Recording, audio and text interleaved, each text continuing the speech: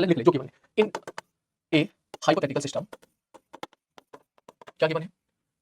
Fundamental physical quantity are kilogram, मतलब वो कह रहे हैं भैया 1 unit of mass is 1 kg, metre 1 unit of length is metre 1 metre, kilogram metre लिख दिया मतलब 1 मीटर है, 1 unit of time is 1 minute,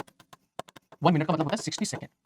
ठीक है। Then magnitude of the force, कह रहा भैया फोर्स का बता दो मैग्नीट्यूड क्या होगा, मतलब न्यूमेरिकल वैल्यू क्या होगा, मैग्नीट्यूड का मतलब न्यूमेरिकल वैल्यू, वो जो न्यूमेरिकल वैल्यू पूछा था ना, तो मैं लिख सकता हूं क्या वहीं से कर आराम से 1 n डैश बराबर फोर्स का डायमेंशन फॉर्मूला mlt - 2, आराम से, ठीक है सर। तो 1 n डैश क्या लिखेगा, सब 1 यूनिट निकाल ले पहले, क्या लिखेगा, बोले सर m मास कितना है 1 kg,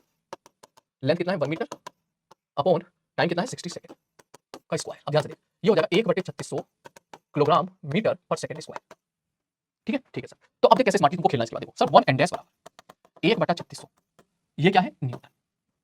कोई दिक्कत, उसने पूछा क्या है। अब ध्यान से सुनो, इसके बाद आप क्लास नोट्स की कॉपी खोलो, चाहो तो ये सवाल हमने किया था, हाँ किया था।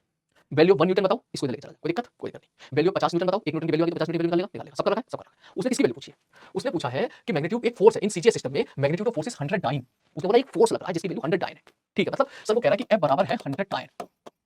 ठीक है सर। और ये किसके बराबर हो जाएगा सर, हमें पता है कि 1 न्यूटन बराबर होता है 10 टू की पावर 5 डाइन। तो भाई पहले तो फोर्स को हमारे उससे निकाल दो कि है कितना, वो हमने न्यूटन के साथ खेलना है, पहले न्यूटन के टर्म में तो वैल्यू लिखे पहले। तो क्या लिखेगा सर, यहां से समझ में आ रहा है सर, एक काम करो, मैंने क्या बोले सर, इसको ना 1 लाख बना दो, 1 लाख डाइन में 1 न्यूटन होता है, तो 100 डाइन तो थे, 3 जीरो आगे बढ़ा दे और 3 जीरो से डिवाइड कर दे,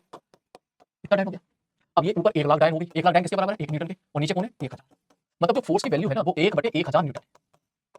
ये फोर्स की वैल्यू है, ठीक है। तो कायदे में वो ये हमारा सिस्टम है, ये हमारा सिस्टम है जिसमें हम खेलते हैं डायन न्यूटन, उसने ऐसी नोटिंग करी, तो कोई बात नहीं, 1 n डैश बराबर इतना, मेरे को किसकी वैल्यू चाहिए, मेरे को चाहिए 1/n/1000 की वैल्यू। तो ध्यान से देख, ये तो n है, तो मैं क्या लिखूंगा 1 n डैश बराबर, मेरे को चाहिए ये तो 1/3600 है, मेरे को चाहिए n/1000 की वैल्यू, n/1000 मल्टीप्लाई बाय 1000, मैंने इनको 1000 से डिवाइड किया, 1000 से मल्टीप्लाई कर दिया, ठीक है सर। तो मुझे इसकी वैल्यू चाहिए भाई, इसकी वैल्यू मुझे बताओ ये कितना होगा, क्योंकि वो ये कहना चाह रहा है कि find the magnitude of the force,